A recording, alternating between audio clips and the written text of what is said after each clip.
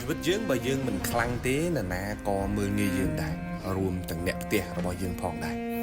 នៅក្នុងសង្គមគឺបែបនេះឯងពេលដែលយើងមិនខ្លាំងគ្មាននរណាម្នាក់កោតក្រែងយើងទេគ្មាននរណាម្នាក់ឲ្យតម្លៃយើងទេមានតែការប្រមាថមានតែការបំពានហើយកុំឆ្ងល់ថាហេតុអីជីវិតជួបរឿងអយុត្តិធម៌រហូតតែអញ្ចឹងឯង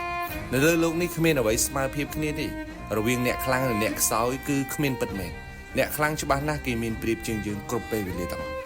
ត្រូវចងចាំថានៅទីណាក៏ដោយយើងមិនអាចខ្សោយបានទេ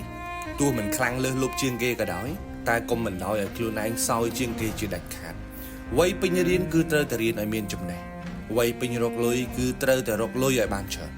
វ័យពេញកម្លាំងត្រូវកសាងសមត្ថភាពឲ្យខ្លាំងបំផុត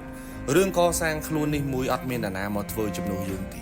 បើអាយុយើង20ទៅ30ឆ្នាំហើយយើងនៅតែបដ ாய் ខ្លួនឲ្យអន់ជាងគេទៀតអត់មាននរណាមកជួយយើងបានទេនៅពេលដែលយើងខ្សោយនរណាក៏មើលងាយយើងដែរកុំថាឡើយអ្នកដតីកុំថាឡើយជាតិសាសន៍ដតីសូម្បីតែអ្នកផ្ទះយើងក៏មិនឲ្យតម្លៃយើងដែរតនកម្លាំងនៅមានត្រូវតែតអាលជាមួយនឹងការរៀនសូត្រត្រូវតអាលជាមួយនឹងការចង់ចេះចង់ដឹងចង់មានចង់បានកសាងខ្លួននៅលើផ្លូវដែលមានប្រយោជន៍កុំឲ្យបរទេសគេមើលងាយថាយុវជនយើងជាជនជាតិខ្សោយជាជនជាតិស្ទើរចំណេះដឹងខំប្រឹងដើម្បីជួយខ្លួនឯងដើម្បីជួយគ្រួសារដើម្បី